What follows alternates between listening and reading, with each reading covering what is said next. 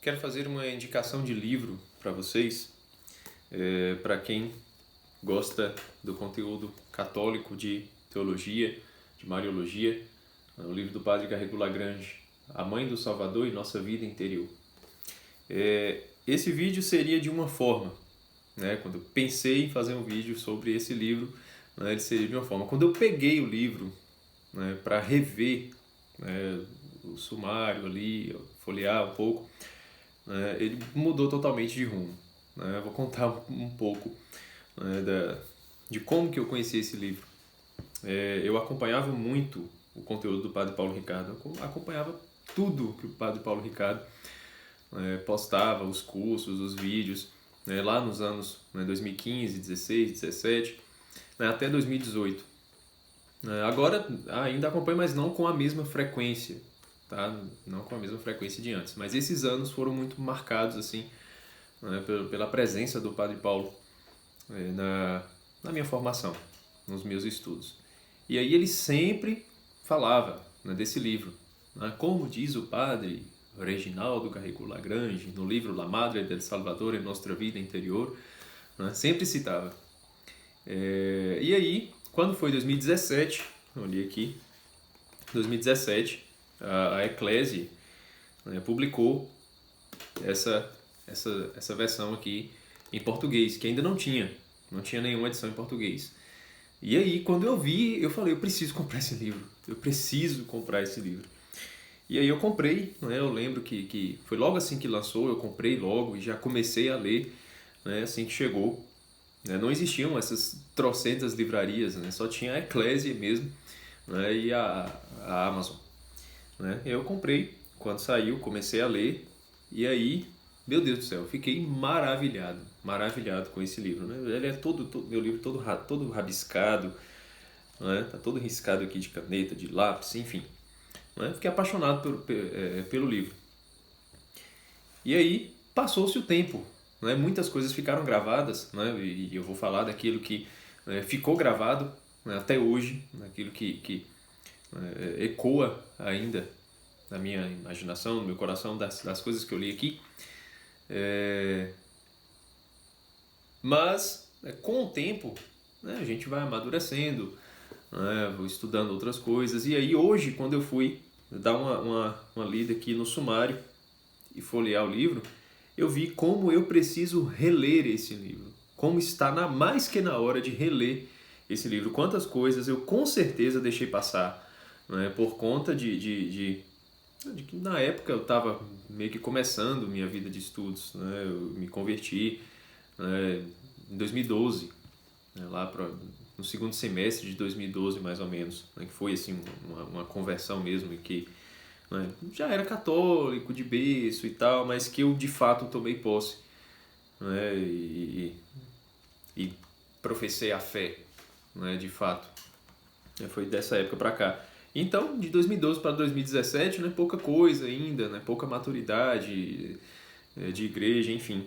Agora, revendo, eu falo, meu Deus do céu, né, quanta coisa eu devo ter perdido, né, quanta coisa eu deixei passar desse livro e agora eu preciso reler. Né?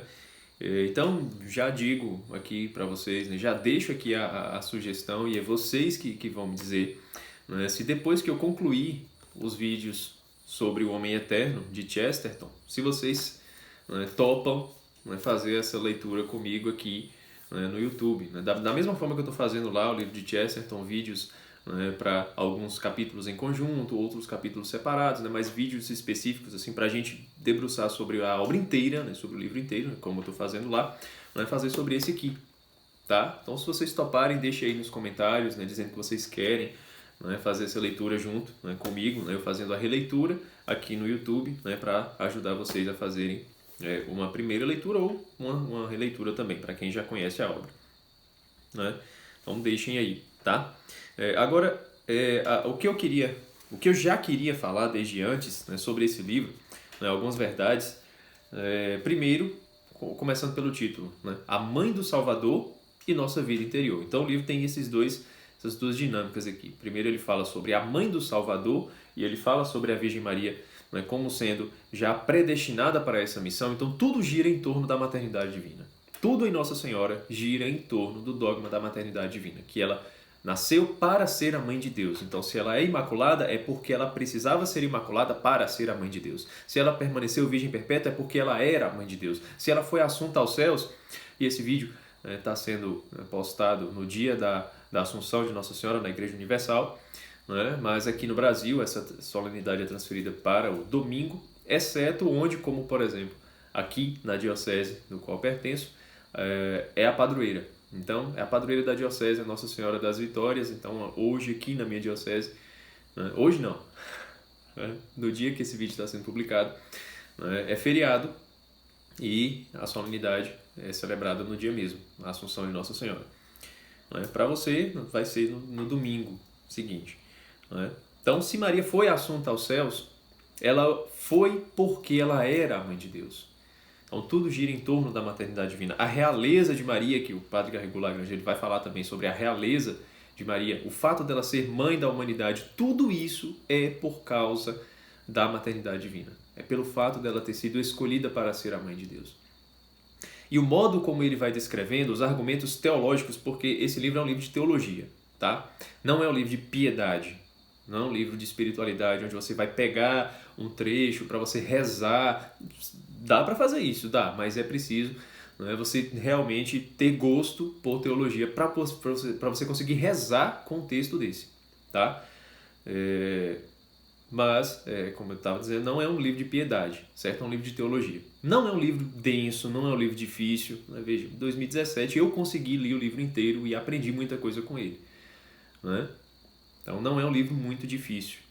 Não é um livro muito difícil, apesar de ser um livro de teologia. Então o padre Garrigou ele traz argumentos da dogmática da igreja, com encíclicas, com escritos de outros santos, e ele mesmo vai fazendo os seus raciocínios teológicos, porque o Garrigou ele é um teólogo excelente. Ele foi mestre do Papa São João Paulo II e também do famoso Frei Antônio Roio Marim. Então foram discípulos aí do Garrigou. E aí ele vai falar sobre a plenitude de graça na Virgem Maria, que a gente chama ela de cheia de graça. Foi o anjo quem falou primeiro, ave cheia de graça. E detalhe, o anjo disse isso antes mesmo de Maria conceber o Filho de Deus em seu ventre. Antes. Foi quando o anjo chegou. No momento que o anjo chegou e viu Nossa Senhora, a primeira coisa que ele disse foi ave cheia de graça. E aí o padre Garrigou vai esmiuçar isso. Qual era a plenitude de graça, como que ela estava cheia de graça antes da encarnação do Verbo, como que ela esteve cheia de graça durante a encarnação do Verbo, porque é claro, se o Verbo se fez carne no ventre dela, a graça nela só fez crescer. Ela já estava cheia. Qual é a dimensão dessa graça que já estava cheia antes? Qual é a extensão dessa graça que cresceu durante a encarnação? E como essa graça se desenvolveu ainda depois da encarnação, depois do nascimento de Cristo? Porque a graça em Maria só podia crescer. Sendo a mãe de Deus, ela não podia diminuir na graça, nem permanecer estável. Ali tinha que crescer. A graça cresceu. E como que essa graça cresceu? O padre vai esmiuçar aqui. E aí ele fala sobre os outros dogmas, Fala sobre os eventos que aconteceram, como na visitação de Maria a Isabel e no canto do Magnífica, como que essa graça foi se desenvolvendo, o que essa graça operou na vida de Isabel, de João Batista, algo magnífico mesmo.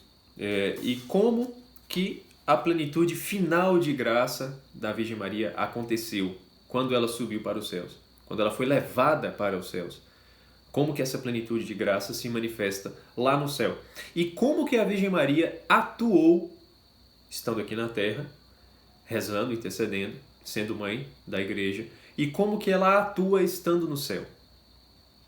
E aqui a gente já toca na parte da nossa vida interior. Ele vai falar também de como que a Virgem Maria influencia na nossa vida interior, na nossa vida de oração. E como que nós, enquanto cristãos católicos, precisamos ser devotos da Virgem Maria. Qual é a consequência de ser devoto de Maria? Como que deve ser a devoção à Virgem Maria? Ele vai falar também sobre as devoções externas, de rosário, da consagração a Nossa Senhora. Mas como que deve ser a nossa vida interior tendo Maria como mãe? Tendo Maria como mãe também. E aí duas grandes verdades. né? A plenitude de graça da Virgem Maria, né? O modo como ele descreve isso, para mim foi algo que, né, eu transcendi quando eu li, né, de fato, a grandeza da Virgem Maria. E ele diz assim, né, uma coisa que eu me lembro aqui de cabeça, que a graça inicial da Virgem Maria, a graça inicial quer dizer o quê? Quando ela estava no ventre de sua mãe, quando ela estava no ventre de sua mãe, Santa Ana, que é a plenitude de graça inicial, ela foi concebida imaculada, né, sem o pecado. Essa graça em Maria já era superior à graça de todos os anjos e santos que iriam existir depois dela, juntos. Então ela não é maior que São Francisco, maior que Padre Pio, maior que São José, maior que Santa Rita, etc, etc. Não, ela é maior que toda essa galera junto, toda essa galera junta. Se juntar todas as miríades de anjos, todas as 9 hierarquias angélicas, a graça que todas essas hierarquias têm juntas, ainda são inferiores à graça inicial da Virgem Maria, no ventre de Santa Ana. E ele prova com argumentos teológicos o que ele está dizendo. Não é uma verdade apodítica que é vomitada na nossa cara, não. Ele usa argumentos teológicos e dogmáticos para provar o que ele está dizendo, né? Isso para mim foi uma coisa que mexeu comigo mesmo. E uma outra coisa que toda vez que eu me recordo disso, eu fico assim, né? Eu fico pensando, né? Toda vez que eu recordo, eu paro e reflito um pouco sobre essa verdade, porque é algo que realmente pode assustar, né, os mais fracos, digamos assim, né? Os não fracos de fraqueza, né? Mas os que não estão acostumados com o catolicismo, né? Quem não está acostumado com o catolicismo, ouvir uma verdade dessa pode soar um pouco estranho. Então, por favor, né, desative aí sua sirene de heresia, né, e preste atenção. O Padre Garrigou, ele diz que quando a Virgem Maria é assunta aos céus, quando ela é levada para o céu de corpo e alma, né, que esse é um dogma da igreja, né, nós acreditamos nisso, né, e ele também explica o porquê, né, que sendo mãe de Deus, Jesus Cristo, sendo Deus e filho da Virgem Maria, não podia fazer com que sua mãe passasse pela corrupção do cadáver. Né? Seu corpo não poderia se decompor. Jesus Cristo não poderia deixar que isso acontecesse com ela, porque isso iria torná-la inferior. E Jesus, sendo Deus, ele podia, né, tirá-la desse mundo de corpo e alma, fazer com que ela fosse logo para o céu, né? Ou tendo morrido, né, ou tendo entrado no estado de dormição, que essas duas verdades ainda estão em discussão na igreja. Eu não vou entrar nisso aqui agora. Mas então, no fim da vida de Maria, Jesus podia levá-la de corpo e alma para o céu, sendo Deus. Né? Se ele podia, por que não fazer? Né? Se ele podia fazer isso para engrandecer a sua mãe como um filho que honra a sua mãe, né, cumprindo o 4º mandamento, por que não faria? Né? Era muito melhor ele honrar a sua mãe do que deixar com que ela se corrompesse, deixar com que o seu corpo se decompôsse, né? Entrasse em decomposição. Então, enfim, levou Nossa Senhora para o céu. Jesus Cristo levou Nossa Senhora para o céu. Mas quando ele faz isso, qual é a consequência na nossa vida interior? Ele fala, usando o argumento de Jesus, como que o corpo de Cristo, não estou falando da pessoa divina de Jesus Cristo, porque a pessoa divina é óbvio que é onipresente, que está em todos os lugares ao mesmo tempo, porque é Deus, tá? Deus tem essa característica, ele é onipresente, tá? Mas como que o corpo de Cristo, que estava em um único lugar quando estava nessa terra, né? O corpo de Cristo, o corpo humano de Jesus, não era onipresente.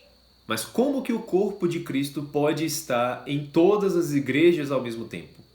Como que o corpo de Cristo se torna onipresente? Como que Cristo toca os nossos corações, toca as nossas mentes? Quando a gente vai rezar, a gente chama pela presença de Jesus e a gente acredita que Jesus vem e atua naquele local. Né? Se você é protestante e está assistindo esse vídeo, você com certeza acredita que Jesus Cristo ele está presente quando você está rezando, quando você está fazendo sua oração. Né? Como que isso acontece? É pelo fato de que o corpo de Cristo foi levado para o céu. Cristo subiu para o céu. E com isso, o corpo de Cristo participa da onipresença divina. O corpo de Cristo, estando no céu, participa da onipresença divina. Então, a natureza divina de Jesus, né, faz com que o seu corpo físico esteja presente em todas as igrejas ao mesmo tempo. Tá? Pronto. Essa é a questão de Jesus Cristo. Mas aí a gente pensa, se Nossa Senhora foi levada para o céu de corpo e alma, então é lógico que o corpo de Nossa Senhora também está participando, de certa forma, de uma glória superior à glória dessa terra. De uma glória que se manifesta de uma forma superior. E que tipo de superioridade é essa que o corpo de Maria participa, estando no céu?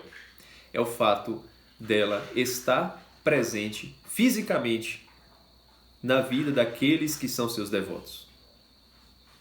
Se você é devoto de Maria, se você reza o seu terço, o seu rosário, se você chama pela presença da Virgem Maria, existe uma presença física de Maria.